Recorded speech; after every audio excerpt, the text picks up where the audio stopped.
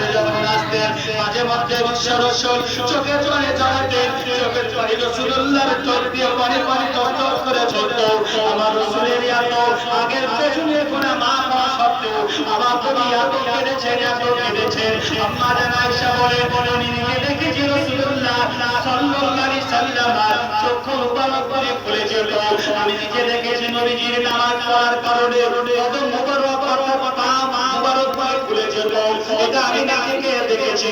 আমার রাসূল যখন কাঁদতেন মাঝে মধ্যে আম্মা জান খাদিজা কুবরা রাদিয়াল্লাহু তাআলা আনহার কথা রাসূলুল্লাহ মনে পড়তো। আর খাদিজা কথা মনে পড়ে নবীজির চোখ দিয়ে পানি ঝরতো।